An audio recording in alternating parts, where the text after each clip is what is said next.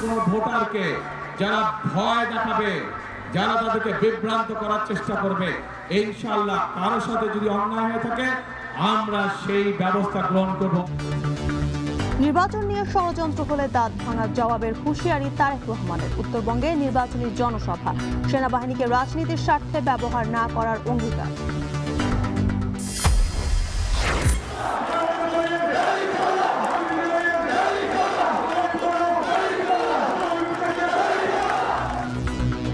সরকারে গেলে দেশকে তরুণদের হাতে তুলে দেওয়া হবে। সিলেট বিভাগে নির্বাচনী জনসভায় জামায়াত আমির, ধর্মীয় পরিচয়ে কাউকে বঞ্চিত করা হবে না।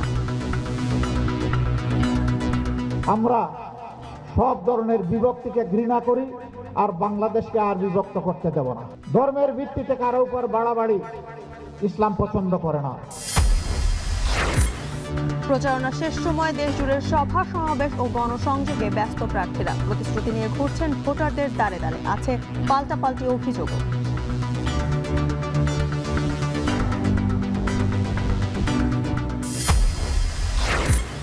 প্রতিশ্রুতির বিপরীতে বাস্তবায়নের রূপরেখা নেই বিএনপির ইশতেহারে, বলছেন বিশ্লেষকরা। নির্বাচিত হলে দুর্বল অর্থনীতি পুনরুদ্ধারই হবে বড় চ্যালেঞ্জ।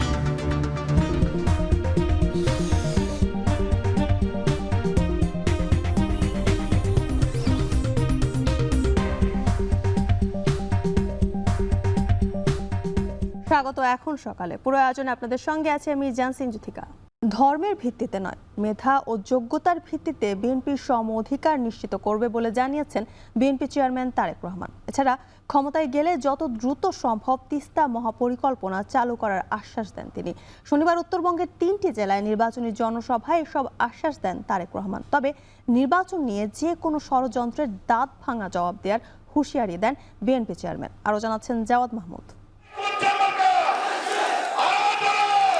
চলতি মাসে তারেক রহমান উত্তরবঙ্গে নির্বাচনী জনসভা করে গেলেও সপ্তাহ বাদে এলেন এই জনপদের আরেক প্রান্ত ঠাকুরগাঁয়ে। নির্বাচনের ঠিক 4 দিন আগে দলের সর্বোচ্চ নেতাকে কাছে পেয়ে তাই উচ্ছ্বসিত নেতাকর্মীরা।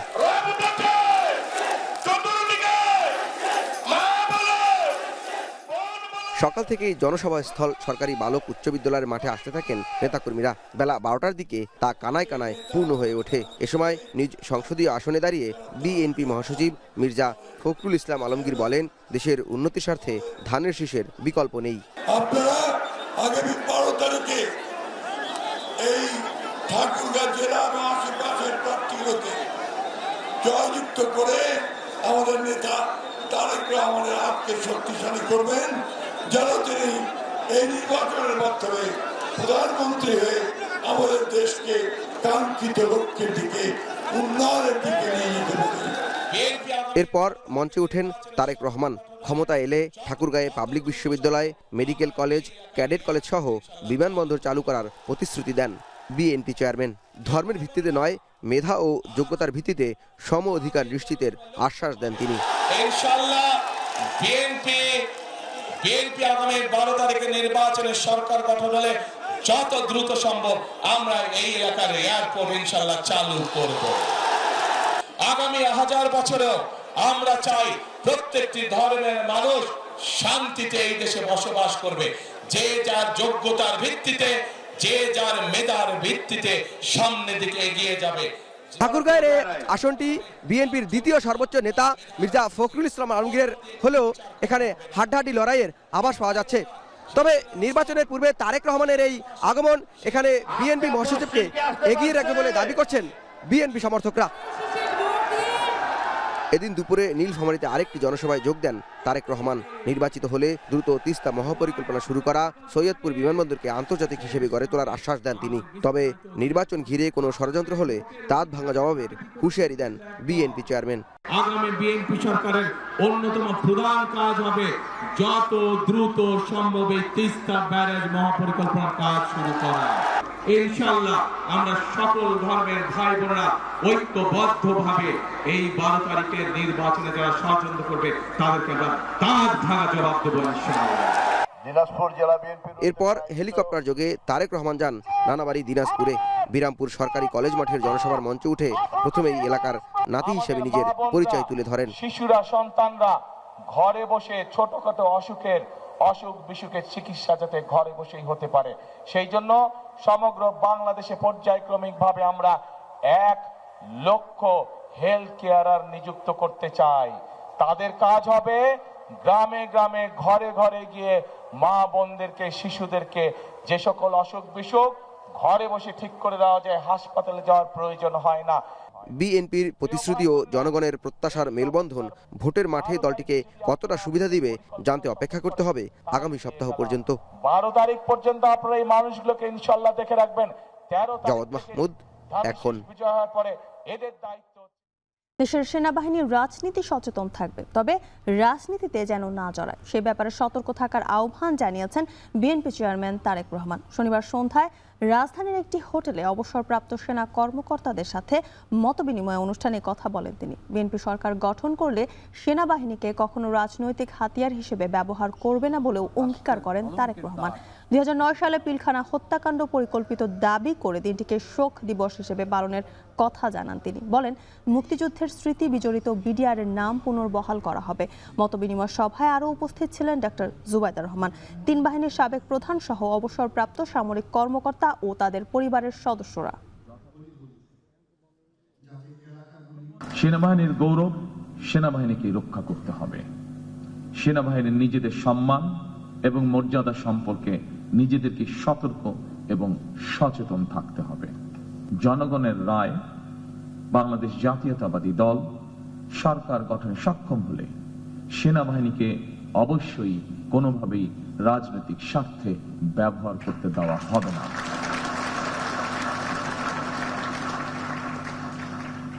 সেনাবাহিনীর গৌরব ভুলুণ্ঠিত হয় এমন কিছু বিএনপি অতীতেও করেনি, বর্তমানেও না, এবং ইনশাআল্লাহ ভবিষ্যতেও বিএনপি করবে না। সরকার গঠন করলে দেশকে তরুণদের হাতে তুলে দেবে জামায়াত। বলেন, ধর্মীয় পরিচয়ে কাউকে বঞ্চিত করা হবে না। হাদি হত্যার ন্যায় বিচার করা হবে বলেও আশ্বাস দেন দলের আমির ডক্টর শফিকুর রহমান। শনিবার সিলেট বিভাগের 3 জেলায় নির্বাচনী জনসভায় প্রবাসীদের অধিকার, খনিজ সম্পদ আর নদী ব্যবহারে নানা প্রতিশ্রুতি দেন জামায়াত আমির। শাহাদাত অব্রের প্রতিবেদনে দেখুন বিস্তারিত।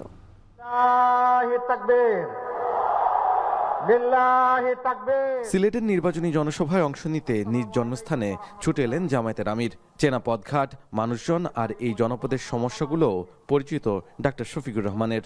এই সিলেটের আমি সন্তান, আপনাদের বুকেই আমি লালিত হয়েছি, বড় হয়েছি, এখানেই আমার শিক্ষা দীক্ষা। বিকেলে সিলেট মহানগরীর জনসভায় এসে পৌঁছান জামায়াত ইসলামীর আমির। বলেন, নেতা হিসেবে নয়, সিলেটের একজন হয়ে মঞ্চে দাঁড়িয়েছেন তিনি। এই সিলেটের নদী ভরাট, খনিজ সম্পদের ব্যবহার, ড্রেনেজ ব্যবস্থা সহ নানা সংকট নিয়ে কাজ করার প্রতিশ্রুতি দেন তিনি। সিলেটের নদীগুলাকে হত্যা করে কঙ্কাল এবং মরুভূমি বানানো হয়েছে। বর্ষা আসলে নদীর 2 কুল ভাঙে, নদী ভাঙ্গনের কবলে অজস্র অসংখ্য মানুষ পড়েন। তার পাশাপাশি ড্রেনেজ ব্যবস্থা দুর্বলতা ও প্রতুলতার কারণে বর্ষা আসলেই ডুবে যায়, ভেসে যায়। এই সবগুলো আমাদের নিত্যদিনের সঙ্গী। যে এলাকায় যত বেশি বঞ্চিত, সেই এলাকায় সর্বপ্রথম উন্নয়নের কাজ শুরু হবে। এর আগে দুপুরে মৌলভীবাজারের কুলাউড়া উপজেলায় নির্বাচনী সভায় বলেন, দেশের দায়িত্ব পেলে সিলেট ওসমানী বিমানবন্দরকে পূর্ণাঙ্গ আন্তর্জাতিক বিমানবন্দর করা হবে। ক্ষমতায় গেলে বিমানের দুর্নীতি বন্ধের প্রতিশ্রুতি দেন তিনি। চা শ্রমিকদের সুস্বাস্থ্য ও শিক্ষা নিশ্চিত করার কথা জানান তিনি। যেখানে আমার মায়ের ইজ্জতের গ্যারান্টি নাই, যেখানে চাঁদাবাজিতে অতিষ্ঠ জনগণ, যেখানে দুর্নীতিতে ছেয়ে গেছে দেশ, যেখানে নিরীহ মানুষকে মামলা দিয়ে হয়রান করা হয়, এই বাংলাদেশ আমার বাংলাদেশ নয়। এই বাংলাদেশকে আমরা পাল্টে দিতে চাই, আমরা নতুন বাংলাদেশ চাই। এর আগে সকালে হবিগঞ্জে নির্বাচনী জনসভায় বলেন, ধর্মের ব্যাপারে কখনোই বাড়াবাড়ি করবে না জামায়াত ইসলামী। ধর্মের ভিত্তিতে কারো উপর বাড়াবাড়ি ইসলাম পছন্দ করে না। আমাদের বিরুদ্ধে, আলিম উলামার বিরুদ্ধে অনেক অভিযোগ আনা হয়েছে, কিন্তু একটি অভিযোগও কেউ প্রমাণ করার সাহস দেখাতে পারেনি। বরঞ্চ যারা অভিযোগ এনেছে তারাই ছিল লুটেরা, তারাই ওদের ক্ষতি সাধন করেছে। আমরা এই ধারা বন্ধ করে দেব ইনশাআল্লাহ। ক্ষমতায় এলে হাদি হত্যার ন্যায় বিচারের আশ্বাসও দেন তিনি। আমি কথা দিচ্ছি, শুধু হাদি নয়, আবরার ফাহাদ, আবু সাইদ, হাদি সহ তাদের যত সহযোদ্ধা আমাদেরকে জীবন দিয়ে তাদের জীবন জাতির জন্য উপহার দিয়েছে, আমরা তাদের বিচার করব ইনশাআল্লাহ। উত্তরাঞ্চলের মধ্য দিয়ে যে জনসভা শুরু করেছিলেন জামায়াত ইসলামীর আমির, সেই জনসভার শেষ হচ্ছে তার নিজ বিভাগ সিলেটে এসে। সিলেটের হবিগঞ্জে এসে তিনি বললেন, এতদিন ধরে যে অবহেলার শিকার ছিল এই জনগোষ্ঠী, তাদের উন্নয়ন করা হবে যদি জামায়াতে ইসলামী ক্ষমতায় আসে। তার পাশাপাশি তার বিভাগের মানুষের কাছে আবদার করেন আগামী নির্বাচনে সত্য ও ন্যায়ের পথে ভোট দেওয়ার, আগামী নির্বাচনে দাঁড়িপাল্লাকে বিজয় করে কথাও বারবার তিনি জানান। শাহাদাত অফরো, এখন হবিগঞ্জ, সিলেট। নির্বাচনী প্রচারণায় পাল্টাপাল্টি অভিযোগ থাকলেও ঢাকার আসনগুলোতে উৎসব মুখর পরিবেশ বিরাজ করছে।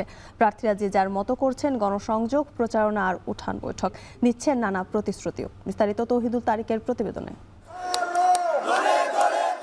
নির্বাচনের আর বাকি 4 দিন, শেষ দিকের প্রচারণায় দিনরাত ব্যস্ত রাজধানী ঢাকার বিভিন্ন আসনের প্রার্থীরা। শনিবার দুপুরে ঢাকা 17 আসনে বিএনপি প্রার্থী দলের চেয়ারম্যান তারেক রহমানের পক্ষে নির্বাচনী প্রচারণা চালান তার মেয়ে জাইমা রহমান। গুলশান এলাকার বিভিন্ন সড়ক ঘুরে ঘুরে ধানের শীষের পক্ষে ভোট চান তিনি। বিকেলে ঢাকা 15 আসনে মিরপুর 10 এলাকায় জামায়াত প্রার্থী ডাক্তার শফিকুর রহমানের প্রচারণায় অংশ নেন নারী নেত্রী, কর্মী ও সমর্থকরা। ভোট চান দাঁড়িপাল্লায়। মানুষ একটা পরিবর্তন চায়, মানুষ আর পুরানা বন্দোবস্তের রাজনীতি চাচ্ছে না। এখন মানুষের সকলেরই দায়িত্ব, বিশেষ করে আমাদের যুব সমাজ, তারা কিন্তু পুরানা কাসুনদের যে রাজনীতি এটা আর মোটেই পছন্দ করছে না। ঢাকা 9 আসনের স্বতন্ত্র প্রার্থী তাসনিম জারা সবুজবাগে গণসংযোগ করেন। বিজয়ী হলে নাগরিক সমস্যা সমাধানের প্রতিশ্রুতি দেন তিনি। সন্ধ্যায় নিজ আসন ঢাকা 14 বিভিন্ন স্থানে গণসংযোগ করেন 11 দলীয় ঐক্যের প্রার্থী ব্যারিস্টার আরমান। গুরুত্ব দেন মাদক ও সন্ত্রাসমুক্ত এলাকা গড়ে তোলার। এই আসনের প্রতিদ্বন্দ্বী বিএনপি প্রার্থী সানজিদা ইসলাম তুলি প্রচারণায় তুলে ধরেন নানা প্রতিশ্রুতি। সারা বাংলাদেশে 11 দলীয় ঐক্যবদ্ধ প্রার্থীদের জন্য একটি ভূমিদশ বিজয় করছে ইনশাআল্লাহ। ধানের শীষকে বিজয়ী করে সংসদ সদস্য প্রার্থী হলে সেটা দায়িত্ব হিসেবে সেই দায়িত্ব নিয়ে কাজ করে যাব। ঢাকা 11 বাড্ডার ফকিরখালীতে গণসংযোগ করে দেশের পরিবর্তনের জন্য ধানের শীষে ভোট চান বিএনপি প্রার্থী ডক্টর এম.এ. কাইয়ুম। অন্যদিকে রামপুরায় নিজের আসনে প্রচারণা শেষে সাংবাদিকদের সাথে কথা বলেন 11 দলীয় ঐক্যের প্রার্থী এনসিপির আহ্বায়ক নাহিদ ইসলাম। গণতান্ত্রিক সংস্কৃতি চর্চার জন্য আমাদের ডায়ালগ হওয়া প্রয়োজন। জনসম্মুখে দাঁড়িয়ে সবাই যার যার বক্তব্য, যার যার পরিকল্পনা, জনগণকে নিয়ে ভাবনা এটা প্রকাশ করবে এবং আধুনিক দুনিয়ার আধুনিক গণতন্ত্র যেখানেই চর্চা হয় সেখানে কিন্তু এই প্র্যাকটিসগুলো আছে। মাদক, সন্ত্রাস, চাঁদা মুক্ত যে ঢাকা 11 আসনটা করতে চাই, এটার প্রতি মানুষের আস্থা রেখেছে। কারণ বিগত সময়ে আমি দীর্ঘ 2 যুগ কমিশনার ছিলাম। এই এলাকার মানুষের একর ছিল, এই একর মুক্ত করেছি, গ্যাস, পানি, বিদ্যুৎ দিয়েছি। এর আগে সকালে ঢাকা 3 আসনের দক্ষিণ কেরানীগঞ্জের কোন্ডা ইউনিয়নে প্রচারণায় অংশ নেন বিএনপি প্রার্থী গয়েশ্বর চন্দ্র রায়। হাজারীবাগে ঢাকা 10 আসনের জামায়াত প্রার্থী অ্যাডভোকেট জসিমউদ্দিন সরকার পথসভায় অংশ নিয়ে দাঁড়িপাল্লা সহ গণভোটে হ্যার পক্ষে ভোট দেওয়ার আহ্বান জানান। আমাদের চিকিৎসা ব্যবস্থা নাই, সবাইকে ঢাকা যেতে হয়। তো এই মুহূর্তে আমাদের যেটা বড় দাবি করব আমি, যদি ভোটে আমরা দায়িত্ব পাই সরকার পরিচালনা, কেরানীগঞ্জে একটা মেডিকেল কলেজ অ্যান্ড হসপিটাল। প্রচারণা চলবে আগামী 10 ফেব্রুয়ারি সকাল 7:30 পর্যন্ত। তৌহিদুল তারেক, এখন, ঢাকা। ঘনিয়ে আসছে নির্বাচন, শেষ সময়ে নির্বাচনী প্রচারণায় ব্যস্ত প্রার্থীরা চষে বেড়াচ্ছেন পাড়া, মহল্লা, অলিগলি ও জনসমাগমপূর্ণ স্থান, যাচ্ছেন ভোটারদের দ্বারে দ্বারে। বিস্তারিত প্রতিবেদনে। কক্সবাজারের চকরিয়ায় নির্বাচনী প্রচারণায় নামেন বিএনপি প্রার্থী সালাউদ্দিন আহমদ। বলেন, যতবার গণতন্ত্র বাধাগ্রস্ত হয়েছে ততবারই বিএনপি সেটি উদ্ধার করেছে। এই দল গণতন্ত্রকে বারবার রক্ষা করেছে, গণতন্ত্র প্রতিষ্ঠা করেছে, বহুদলীয় গণতন্ত্র প্রতিষ্ঠা করার দল। নির্বাচন নিয়ে ষড়যন্ত্র হচ্ছে উল্লেখ করে নির্বাচন কমিশনকে পর্যাপ্ত ব্যবস্থা গ্রহণের আহ্বান জানিয়েছেন জামায়াতের নায়েবে আমির ডক্টর সৈয়দ আব্দুল্লাহ মোহাম্মদ তাহের। 12 তারিখের নির্বাচন যদি সুষ্ঠু নিরপেক্ষ অবাধ হয় তাহলে 11 দিনের জোট সরকার গঠন করবে ইনশাআল্লাহ। কিশোরগঞ্জ 5 আসনে নির্বাচনে কোনো ধরনের ইলেকশন ইঞ্জিনিয়ারিং হলে তা মেনে নেওয়া হবে না বলে হুঁশিয়ারি দিয়েছেন যুক্তরাষ্ট্রের জর্জিয়া অঙ্গরাজ্যের সিনেটর শেখ মুজাহিদুর রহমান চন্দন। এখানে যদি ইঞ্জিনিয়ারিং হয় তাহলে সমস্যা আছে, আমি ছাড়বো না কাউকে, ইঞ্জিনিয়ারিং হতে দিব না। খেলাফত মজলিসের আমির মামুনুল হক রাঙামাটি খাগড়াছড়ি সড়কে যানজট নিরসন, গ্রামীণ সড়ক সংস্কার ও সেবা খাতে দুর্নীতি বন্ধের আশ্বাস দেন। আমাদের বাংলাদেশের রাজনীতি থেকে সন্ত্রাসবাদ এবং দুর্নীতিকে চিরতরে বিদায় করবার জন্য চট্টগ্রামে আমির খসরু মাহমুদ চৌধুরী বলেন, আগামীতে সরকার পরিচালনা হবে স্থানীয় সম্ভাবনাকে প্রাধান্য দিয়ে। একটা নির্বাচিত সংসদ, একটা নির্বাচিত সরকার যারা জনগণের কাছে জবাবদিহি থাকবে, দায়বদ্ধ থাকবে, যার মাধ্যমে বাংলাদেশের মানুষ তার মালিকানা ফিরে পাবে। বিএনপির সাবেক স্বরাষ্ট্র প্রতিমন্ত্রী ও নেত্রকোনা ৪ আসনে বিএনপির মনোনীত প্রার্থী লুৎফুজ্জামান বাবর বলেছেন, একটি দল হতাশাগ্রস্ত হয়ে আবোল তাবোল কথা বলছে। জনগণ দেখতেছে, শুনতেছে, জানে, জনগণ বিচার করবে এবং উনার প্রতিফল উনি পাবেন। খুলনায় জামায়াতের সেক্রেটারি জেনারেল মিয়া গোলাম পরওয়ারের নির্বাচনী জনসভায় অংশ নেন এনসিপি নেতা ও 11 দলীয় জোট প্রার্থী হাসনাত আব্দুল্লাহ। কালো টাকা নিয়ে নির্বাচন করতে নেমেছে, এটা আপনাদের দায়িত্ব। নির্বাচনের আগে একদিন টাকা নিয়ে 5 বছর গোলাম থাকবেন, নাকি বিনা পয়সায় ভোট দিয়ে আগামী 5 বছর বিনা পয়সায় সেবা নেবেন? দাড়িপাল্লার এক পাল্লায় আমেরিকা ও অপর পাল্লায় গোপনে ভারত বলে মন্তব্য করেছেন ইসলামী আন্দোলনের আমির মুফতি সৈয়দ মুহাম্মদ রেজাউল করিম। আমরা বাংলাদেশের মানুষ, আমরা আমেরিকার সাথ দেখতে চাই না, আমরা ভারতের সাথ দেখতে চাই না, আমরা ইসলামের সাথ দেখতে চাই। ইনকিলাব মঞ্চের আন্দোলনকারীদের ওপর পুলিশ যে তাণ্ডব চালিয়েছে তা নির্বাচনকে ঘিরে ষড়যন্ত্রের আভাস বলে জানিয়েছেন এবি পার্টির চেয়ারম্যান মুজিবুর রহমান মঞ্জু।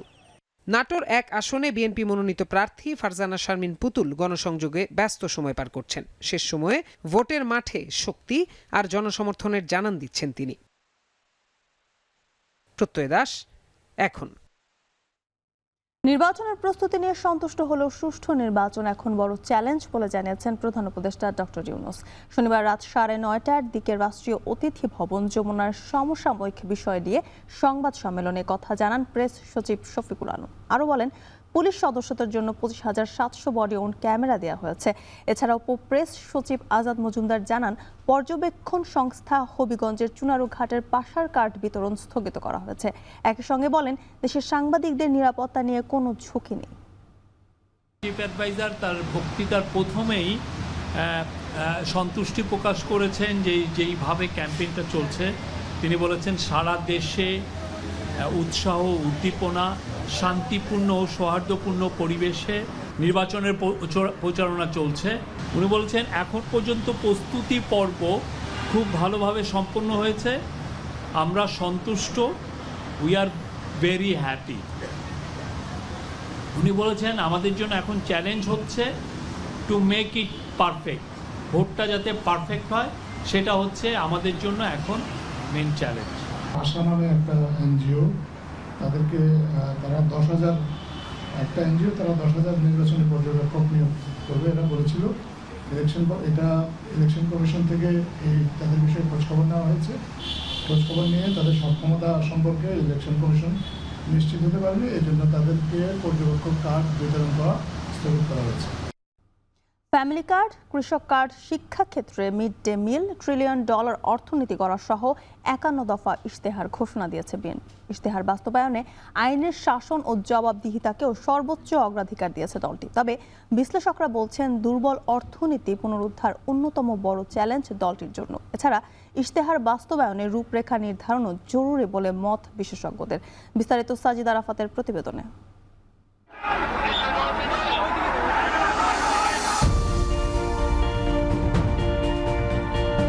এই এলাকার মানুষের জন্য যে তিস্তা ব্যারেজের স্বপ্ন যথাসম্ভব দ্রুত হাত দিব ইনশাআল্লাহ। ভোটের আগে ভোটার আকৃষ্ট আর প্রতিশ্রুতি বাস্তবায়নের সমন্বিত রূপরেখার অন্যতম মাধ্যম ইশতেহার।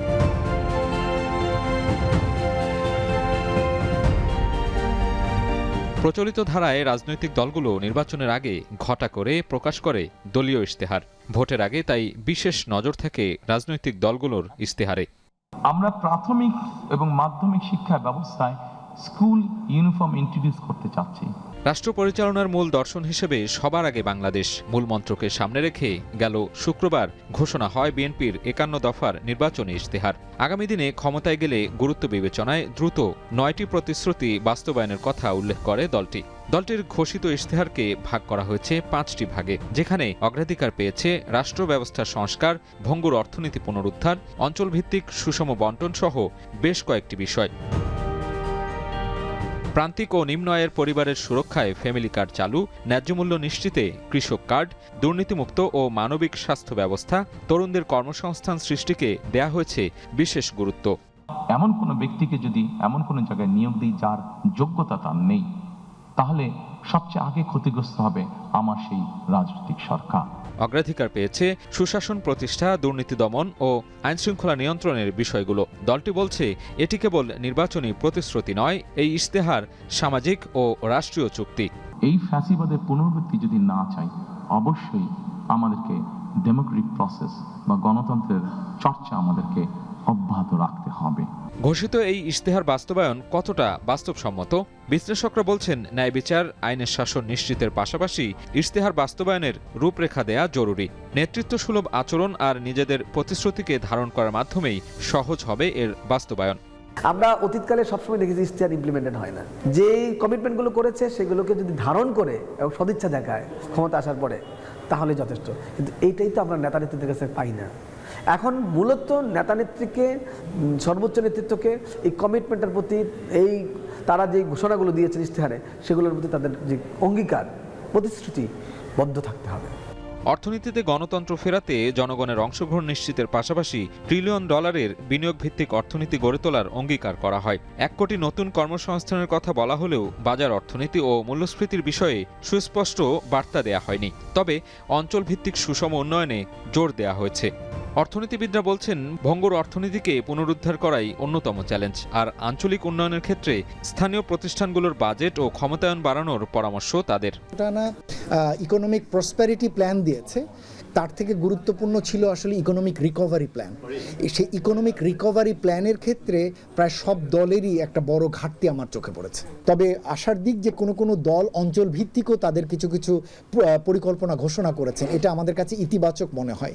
তবে এই অঞ্চল ভিত্তিক কাঠামো তখনই বাস্তবায়ন সুচারুরূপে হবে যখন স্থানীয় সরকার প্রতিষ্ঠানগুলোকে উপযুক্তভাবে ক্ষমতায়িত করা হবে। ধর্মীয় সম্প্রীতি সুদৃঢ়, শিক্ষা, সামাজিক সুরক্ষা ও দেশীয় শিল্প সাহিত্যের বিকাশের অঙ্গীকারও ঠাঁই পেয়েছে বিএনপির ইশতেহারে। তবে শুধু ভোটার আকৃষ্টে প্রতিশ্রুতির মধ্যে আবদ্ধ না রেখে বাস্তবায়নে জোর দেওয়ার তাগিদ বিশ্লেষকদের। 10,000 টাকা পর্যন্ত কৃষি ঋণ, সেটিকে আমরা সুদ সহ মওকুফ করতে চাই। সাজিদ আরাফাত, এখন, ঢাকা। চট্টগ্রাম অঞ্চলে এবার ভোটের মাঠে বড় ফ্যাক্টর হয়ে উঠেছে সড়ক, মহাসড়ক ও নতুন রেলপথ নির্মাণের দাবি।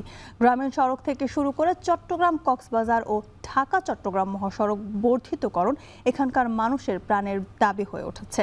দাবি উঠেছে চট্টগ্রাম ঢাকা রেলপথের দূরত্ব কমানোর বিষয়টিও। এছাড়া কর্ণফুলী নদীর ওপর আধুনিক কালুর ঘাট সেতু নির্মাণও প্রাধান্য পাচ্ছে ভোটারদের কাছে। চট্টগ্রাম থেকে শোয়েব রহমানের প্রতিবেদন। হাটহাজারী পৌরসভার ৩ নম্বর ওয়ার্ডের আজিমপাড়া সড়ক। হাটহাজারী রাঙ্গামাটি খাগড়াছড়ি সড়কে যানজট থাকলে এই সড়কটি ব্যবহার করে ছোট ছোট যানবাহনগুলো। দীর্ঘদিন ধরেই খানাখন্দে ভরা সড়কটির দ্রুত সংস্কার চান এখানকার বাসিন্দারা। রাতের মধ্যে কোনো গাড়ি চলতেছে না, এই হাফ হয় না, এই বিদায় গাড়িতে এখানে থাকতেছে না। কাজ অধ্যক্ষ হয়েছে আর অল্পর জন্য লুড়ে ভোগান্তি হচ্ছে, এটা মানে গাড়ি চলাচল করতে পারছে না। আমরা ওই দিক দিয়ে কলেজ দিক দিয়ে ঘুরে আসছি। এখনো অনেকেই উন্নয়ন বলতে কেবল রাস্তাঘাট নির্মাণ কিংবা ব্রিজ কালভার্ট নির্মাণকে বুঝে থাকেন। আবার বাস্তবতাও বলছে সড়ক যোগাযোগ কাঠামো ভঙ্গুর হলে তার নেতিবাচক প্রভাব পড়ে অর্থনীতির ওপর। কৃষক তার পণ্যের ন্যায্য দাম পান না, শিল্প কারখানা গড়ে ওঠে না, তেমনি সৃষ্টি হয় না কর্মসংস্থান।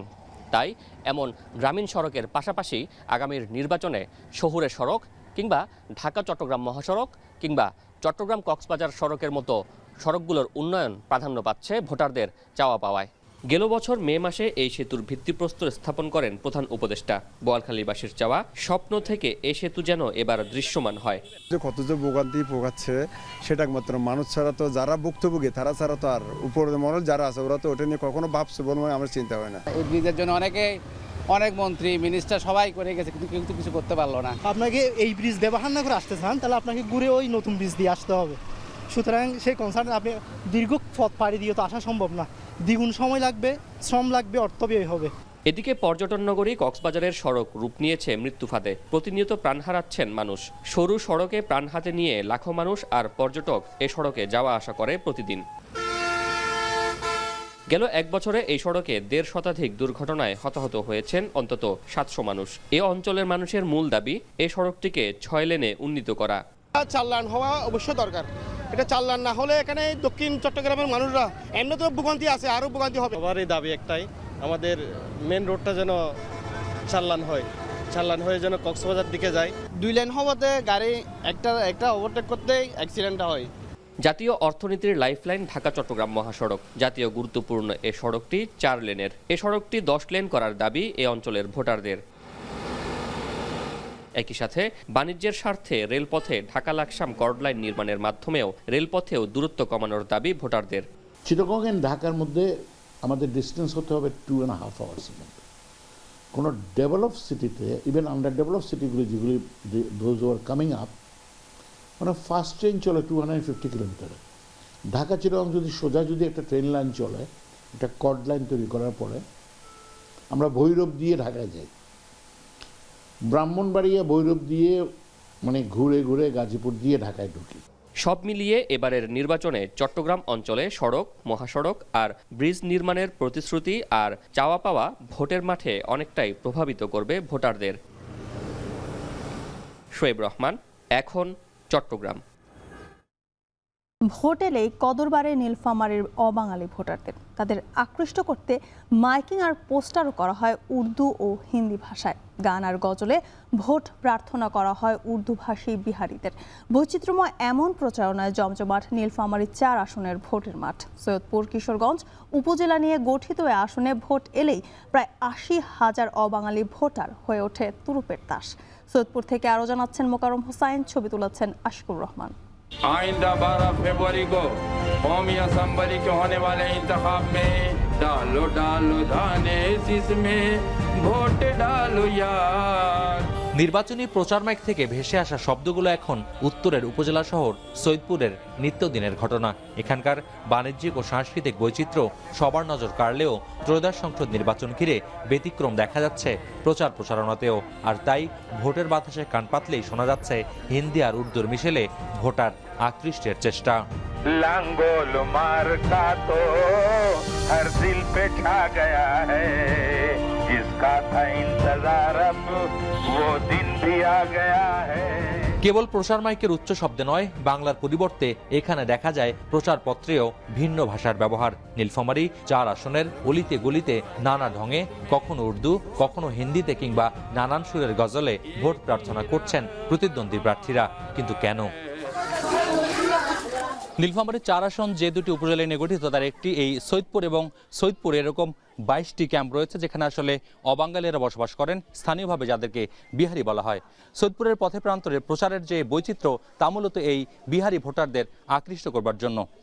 স্থানীয়রা বলছেন যে এখানে প্রায় 60,000-এরও বেশি বিহারি ভোটারের ভোট পেতে মরিয়া এখানকার প্রতিদ্বন্দ্বী প্রার্থীরা, কারণ তারাই হতে পারেন এখানকার ফলাফল নির্ধারণের গেম চেঞ্জার। এ আসনের নির্বাচনী আমেজিলেই মাঠে সরগরম হয়ে ওঠে অবাঙালি ভোটারদের আলোচনা। মোট ভোট কাস্টিংয়ে ঐক্যবদ্ধ ক্যাম্পে বসবাসরত বিহারি ভোটাররা হয়ে ওঠেন ফলাফল নির্ধারণের অন্যতম শক্তি। 4.5 লাখ ভোটারের এই আসনে 60 থেকে 78,000-এর বেশি অবাঙালি ভোটারদের ভোট নিজের দিকে টানতে মরিয়া হয়ে ওঠেন প্রতিদ্বন্দ্বী প্রার্থীরা।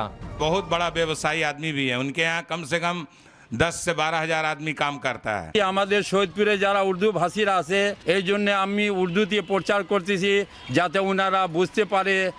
ব্রিটিশ শাসনামল থেকে মুক্তিযুদ্ধের পূর্ব পর্যন্ত বাণিজ্যিক কিংবা চাকরি সূত্রে সৈয়দপুরে বসবাসরত অবাঙালি জনগোষ্ঠীরা উপজেলার ছোট বড় 22টি ক্যাম্পে বসবাস করছেন। নতুন প্রজন্ম বাংলা বলা ও বোঝার দক্ষতা অর্জন করতে পারলেও বয়োবৃদ্ধদের কাছে উর্দু, হিন্দি আর বিহারি ভাষাই এখনো এখানে বহুল চর্চিত। অবাঙালি ভাস্কর্য এখানে আছে যারা মাইক প্রচার করে, তাদেরও ভাষা বিহারি ভাষা। সেই ক্ষেত্রে তাদেরকে একজন যে দ্বারা দিয়ে দেয় যাতে তারা বিহারি ভাষায় মানে সবাই যেন সুন্দরভাবে বুঝতে পারে। অনেক অবাঙালি আছে যারা বাংলা বুঝে না, তাদের জন্য এটা উদ্দেশ্যমূলক। আমরা যেগুলো বলি না, একটা বাংলা ভাষা, কিছু হিন্দি, কিছু মিক্সচার আর কি, মিক্সচার টিউব আর কি।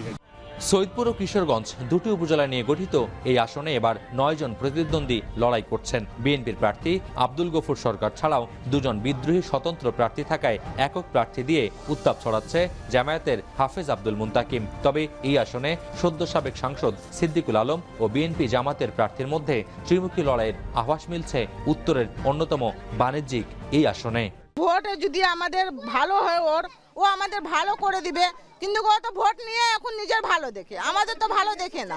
আগেকার লিস্ট ধরলে তার হবে না, লিস্ট এখন আস্তে আস্তে বাড়তিছে। এই ভোটটা যেখানে যাবে আশা করা যায় তারা প্রত্যেকবার জয়লাভ করে। আমাদের নেতারা বলতো ওকে ভোট দাও পরিবর্তন হবে, ওর কথা অনুযায়ী আমরা চলতাম, কিন্তু এখন আমরা হয়ে গেছি নিজের। স্থানীয়ভাবে বিহারি হিসেবে পরিচিত মুক্তিযুদ্ধের সময় আটকে পড়া এই অবাঙালি ভোটাররা ভোটে গুরুত্বপূর্ণ ফ্যাক্টর হলেও তাদের জীবনমান নিয়ে রয়েছে ব্যাপক আক্ষেপ। ক্যাম্পগুলোতে গাদাগাদি করে বসবাস ছাড়াও রয়েছে অপরিচ্ছন্নতা, শিক্ষা স্বাস্থ্যসেবার ঘাটতি ও কর্মসংস্থানের অভাব।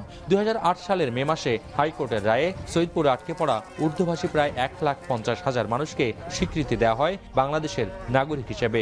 এরপর থেকেই এখানকার সব নির্বাচনে তারাই হয়ে ওঠেন ভোটের মাঠের তুরুপের তাস। মোকাররম হোসাইন, এখন সৈয়দপুর। আগামী 12 ফেব্রুয়ারি অনুষ্ঠিত হতে যাচ্ছে দেশের ত্রয়োদশ জাতীয় সংসদ নির্বাচন। দীর্ঘ সময় পর এই নির্বাচনে ভোট দিয়ে অংশ নিতে যাচ্ছেন নানা বয়সী কর্মজীবী ও তরুণ নারী ভোটাররা। তাদের কাছে এই নির্বাচন শুধু ভোট দেওয়ার সুযোগ নয়, বরং নিজেদের অধিকার, নিরাপত্তা ও মর্যাদার প্রশ্ন। বিস্তারিত ইমরান আলী সজীবের প্রতিবেদনে। নারায়ণগঞ্জের নারীদের প্রধান চাওয়া তাদের শিক্ষার মান উন্নয়ন। তারা এমন প্রতিনিধি চায় যারা নারীদের উন্নয়নে বাস্তব ভিত্তিক কাজ করবে, নিশ্চিত করবে নারীদের কর্মসংস্থান এবং নিরাপদ কর্মপরিবেশ। অন্যদিকে এবারে নারী ভোটারদের ভাবনায় রয়েছে দ্রব্যমূল্যের ঊর্ধ্বগতি, স্বাস্থ্যসেবা ও সামাজিক নিরাপত্তা। তাদেরকে সেই সুযোগটা দেই, তারা যেন তাদের বিকাশটা পরিপূর্ণ করতে পারে। তাইলে আমি মনে করি নারীরা অনেক বেশি আরো সুশৃঙ্খলভাবে, সুন্দরভাবে সামনে আগায় যেতে পারবে। নারীদের স্বার্থে কাজ করে, এটাই আমার প্রত্যাশা। এদিকে আসন্ন সংসদ নির্বাচনে নারী ভোটারদের নিরাপত্তার সাথে ভোট নিশ্চিতে নির্বাচন কমিশনের নির্দেশনায় নেওয়া হয়েছে নানা উদ্যোগ। প্রতিটি ভোট কেন্দ্রে নারীদের নিরাপত্তায় আইনশৃঙ্খলা বাহিনীকে দেয়া হয়েছে বিশেষ নির্দেশনা। নারীদের জন্য থাকবে আলাদা লাইন এবং বয়স্ক, প্রসূতি ও প্রতিবন্ধীরা পাবেন আগে ভোট দেওয়ার সুযোগ। ইলেকশন কমিশনের যত নির্দেশনা যথাযথভাবে বাস্তবায়নের জন্য উদ্যোগ গ্রহণ করা হয়েছে। ভোট কেন্দ্রে যেই দুইটা সারিতে ভোট দিবেন ভোটাররা, একটা হলো পুরুষ ভোটার আর একটা হলো নারী ভোটার। নারী ভোটারদের জন্য বিষয় না শুধু বিশেষ শ্রেণী যেগুলা প্রতিবন্ধী বা আদার যারা আছে, আর নারীদের জন্য আমরা আলাদা যে লাইন, এটা যে ওখানে আইন শৃঙ্খলা বাহিনী বিশেষ করে আনসার কিংবা অন্য বাহিনী থাকবে তাদেরও বিশেষ নির্দেশনা দেওয়া আছে।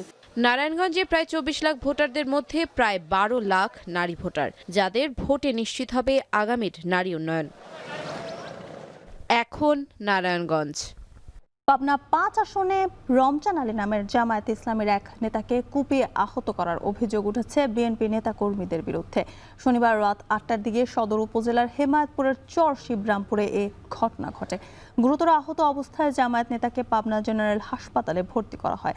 আহত রমজান একই চর শিবরামপুর ইউনিয়নের 9 নং ওয়ার্ডের সভাপতি এবং ভোট কেন্দ্রের পরিচালক। স্থানীয়রা জানান, নির্বাচনের প্রচারণাকে কেন্দ্র করে রমজানকে স্থানীয় বিএনপির নেতাকর্মীরা হুমকি দিয়ে আসছিল। রাতে স্থানীয় একটি মসজিদ থেকে তাকে বের করে পিটিয়ে ও কুপিয়ে আহত করা হয়। তার অবস্থা আশঙ্কাজনক।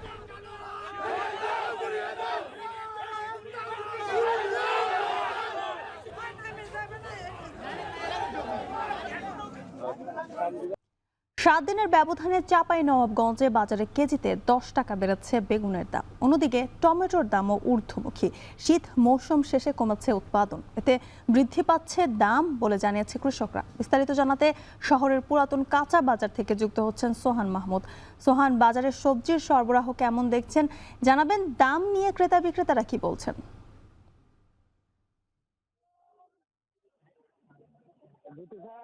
গত 7 দিনের ব্যবধানে চাঁপাইনবাবগঞ্জে বেশ কিছু সবজির দাম বেড়েছে। ইতিমধ্যেই সকাল থেকে আমরা চাঁপাইনবাবগঞ্জের পুরাতন যে কাঁচা বাজার রয়েছে এখানে অবস্থান করছি। বেগুনের দাম বেড়েছে গত 7 দিনের ব্যবধানে কেজিতে 10 টাকার বেশি। এখন বেগুন এখানে বিক্রি হচ্ছে 40 টাকায়, যা গত 7 দিন আগেও বিক্রি হচ্ছিল 30 টাকায়। এছাড়াও বিভিন্ন সবজির দামই কিন্তু ঊর্ধ্বমুখী। টমেটোর দাম আমরা দেখতে পেয়েছি কেজিতে 8 থেকে 10 টাকা পর্যন্ত বেড়েছে। এছাড়াও আমরা এখানে এসে কৃষকদের সঙ্গে কথা বলেছি। কৃষকরা বলছেন আসলে শীত মৌসুমে যে সবজিগুলো শেষ হয়ে যাচ্ছে এই সবজিগুলোর দাম আসলে বৃদ্ধি পাচ্ছে। তবে এছাড়াও যে সবজিগুলো আসলে বেশি ফলন হয় এই শীত মৌসুম শেষে সেগুলো আর বাজারে উঠানো যাবে না। যেমন আপনাকে যদি সিমের কথা বলি, পাতাকপির কথা বলি, এগুলোর দাম কিন্তু অনেকটাই কমেছে। সিম আজ থেকে 7 দিন আগেও বিক্রি হচ্ছিল 70 থেকে 80 টাকা, যা এখন 30 টাকা এসে গেছে, অর্থাৎ প্রায় 40 টাকা কিন্তু দাম কমেছে। এছাড়াও পাতাকপি আসলে 8 থেকে 10 টাকা কেজি দরে বিক্রি হচ্ছে, যা গত 7 দিন আগেও কিন্তু বিক্রি হচ্ছিল এখানে 20 থেকে 25 টাকা কেজি দরে। এছাড়াও এখানকার যে বাজার দেখতে পাচ্ছি, এই বাজারটি আসলে সকাল 5:30 থেকে 8টা 8:30 পর্যন্ত চলে। এরপরে আর এখানে তেমন সবজি বিক্রি হয় না। এই সবজিগুলো বিভিন্ন দোকানে গিয়ে খুচরো আকারে বিক্রি হয় বলে আমরা এখানে এসে জানতে পেরেছি। আমরা এখানে সজনে ডাঁটা দেখছিলাম, এই সজনের ডাঁটা এখন অনেকটাই কম। এই সজনে ডাঁটা এখন বিক্রি হচ্ছে প্রায় 200 টাকা কেজি। তবে এখানকার ব্যবসায়ীরা বলছেন সজনের ডাঁটার দামের বৃদ্ধির কারণ হচ্ছে এটি বাজারে আমদানি অনেক কম। তো জুথিকা ছিল আমার কাছে চাঁপাইনবাবগঞ্জের কাঁচা বাজার থেকে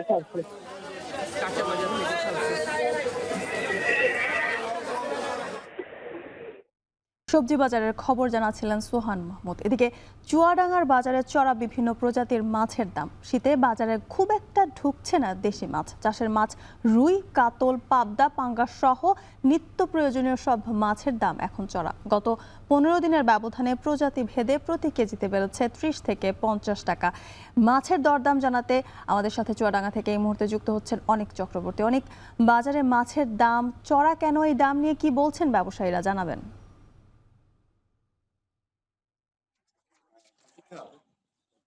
দিনের ব্যবধানে চুয়াডাঙ্গার যে খুচরা মাছের বাজার রয়েছে সেখানে সব ধরনের মাছ কেজি প্রতি 30 থেকে 50 টাকা বেড়েছে। আমার সাথে খুচরা যারা ব্যবসায়ী আছে তাদের কথা হচ্ছিল কিছুক্ষণ আগে। তারা বলছে যে পাইকারি যে মাছের আড়ত রয়েছে চুয়াডাঙ্গাতে রেল বাজারে, সেখানে কিন্তু গত 15 দিন যাবত যার কারণে খুচরা বাজারে এসে তারা আবার 30 থেকে 50 টাকা কেজি আকার যেটা আছে কেজি প্রতি দাম বাড়তে নিচ্ছে। আমি যদি আজকের বাজার দর করি, আজকে সকালে চুয়াডাঙ্গার খুচরা মাছের বাজারে রুই মাছ বিক্রি হচ্ছে কেজি প্রতি 350 থেকে 380 টাকা কেজি। কাতলা মাছ বিক্রি হচ্ছে 310 থেকে 330 টাকা কেজি। পাবদা মাছ বিক্রি হচ্ছে 380 থেকে 330 টাকা কেজি দরে।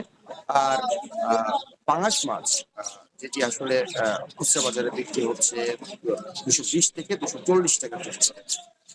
এছাড়া ছোট যে মাঝারি সাইজের পুঁটি মাছ রয়েছে, সেই পুঁটি মাছেরও কিছু দাম বেড়েছে। সেই পুঁটি মাছ কেজি প্রতি বিক্রি হচ্ছে 240 টাকা কেজি। তো সবকিছু মিলিয়ে প্রত্যেকটি মাছই কিন্তু কেজি প্রতি আকার বেঁধে 30 থেকে 50 টাকা বেড়েছে। আর খুচরা যারা পাইকারি ব্যবসায়ী আছে, মাছ ব্যবসায়ী, তারা বলছে যে দেশি প্রজাতির মাছ আসলে পাইকারি বাজারে তারা পাচ্ছেন না। এক প্রকার চাষের মাছের উপরে তাদের নির্ভর করতে হচ্ছে, যার কারণে মাছের দাম কিন্তু গত 15 দিনে আসলে বেড়েছে। তো মাছ বাজার নিয়ে আমার কাছে চুয়াডাঙ্গা থেকে জ্যোতিকা এই ছিল সবশেষ। জ্যোতিকা, চুয়াডাঙ্গা থেকে মাছের বাজারের খবর জানাতে যুক্ত ছিলেন অনেক চক্রবর্তী। দুদিন বিরতি দিয়ে বন্দর শ্রমিকদের অনির্দিষ্টকালের সর্বাত্মক ধর্মঘটে আবারও স্থবির চট্টগ্রাম বন্দর। একই সাথে বন্ধ বন্দরের বহির্নোঙরে পণ্য খালাসও। তাতে থমকে গেছে দেশের আমদানি রপ্তানি বাণিজ্য। চট্টগ্রাম বন্দরে নিউ মোরিং কন্টেইনার টার্মিনাল বিদেশিদের হাতে না দেওয়া সহ 4 দফা দাবিতে ধর্মঘটের ডাক দেয় বন্দর রক্ষা সংগ্রাম পরিষদ। অনির্দিষ্টকালের এই ধর্মঘটে রমজানে ভোগ্যপণ্যের বাজার ও সামনে নির্বাচনে প্রভাব পড়বে বলে মনে করছেন ব্যবসায়ীরা। অচলাবস্থা নিরসনে এক খোলা চিঠিতে প্রধান উপদেষ্টার হস্তক্ষেপ চেয়েছে বিজিএমইএ ও বিকেএমইএ সহ বিভিন্ন ব্যবসায়ী সংগঠন।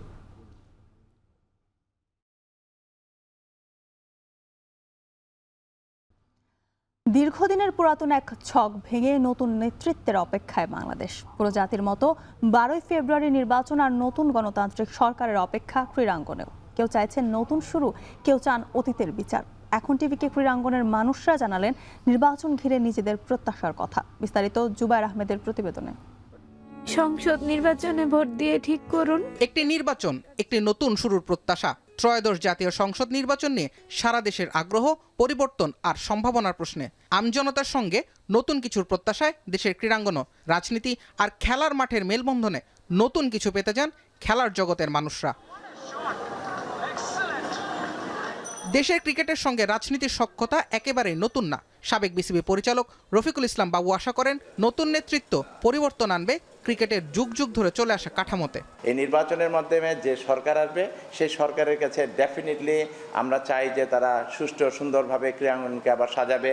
ক্রীড়াঙ্গনে যে দুর্নীতি হয়েছে, যে নির্বাচনে যে মানে ক্ষমতার অপব্যবহার করা হয়েছে সেগুলি থেকে মুক্ত থাকবে এবং আমরা সুষ্ঠু ধারায় ফিরতে চাই। অবশ্য পরিবর্তন আর নতুনের কথা বললেও বিগত দিনের অনিয়মের বিচারও চান ক্রীড়াঙ্গনের পরিচিত মুখেরা। অবশ্যই এটা চাইবো যে অতীতে যে ভুলগুলো হয়ে এসছে বা অন্যায়গুলো হয়ে এসছে সেগুলোর যদি বিচার অ্যাকচুয়ালি না হয়, আমরা যদি তাকে সাইড কাটিয়ে বলি যে না নতুন বন্দোবস্ত আমরা চাই, আসলে এটা হবে না। কারণ আপনাকে তো একটা দৃষ্টান্ত স্থাপন করতে হবে। খেলার মাঠে রাজনৈতিক পৃষ্ঠপোষকতা থাকলেও দলীয়করণ মুক্ত এক পরিবেশ প্রত্যাশা করেন খেলোয়াড়, সংগঠক আর কোচেরা। যারাই আসবেন তাদেরকে এই ফেডারেশনগুলোকে একটু সাপোর্টিং রোলের জন্য খেয়াল রাখতে হবে। ওনারাই ডিসাইড করবেন যে এখানে আসলে সাকসেসফুল দরকার না একটা সময় প্রান্তিকালের জন্য কমিটি করা। এরকম যদি ওনারা ডিসাইড না করতে পারেন তাহলে এটা কিন্তু সমস্যায় দাঁড়াবে। একজন নর্মাল মানুষ এবং একজন স্পোর্টস ব্যাকগ্রাউন্ড দুইটা কিন্তু সম্পূর্ণ আলাদা। একটা নর্মাল মানুষ এসে অনেক সময় বুঝতে পারে না যে আসলে কি করবে, কিন্তু একজন পলিটিশিয়ান যে হয়তো একদম ন্যাশনাল লেভেল, ইন্টারন্যাশনাল খেলেছে, ওরকম যদি কোনো ব্যক্তি আসে তাহলে আমাদের মনে করি স্পোর্টসের জন্য ভালো হয়। সপ্তাহ ঘুরলে বাংলাদেশ পাবে নতুন একজন প্রধানমন্ত্রী। দীর্ঘদিন পর ক্ষমতার কেন্দ্রে দেখা যাবে প্রথমবারের মতো উঠে আসা কাউকে। নতুনত্বের সেই আবহে ইতিবাচক হাওয়া বইবে দেশের খেলায়, এমনটাই প্রত্যাশা সবার। জুবায়ের আহমেদ, এখন, ঢাকা। এই ছিল এখন সকালে। এখন টেলিভিশন ওয়েবসাইটে দেখতে ভিজিট করুন এখন.tv, এছাড়া ফেসবুকে দেখতে ভিজিট করুন facebook.com/tv.এখন এবং ইউটিউবে দেখতে ভিজিট করুন youtube.com/c/echontv।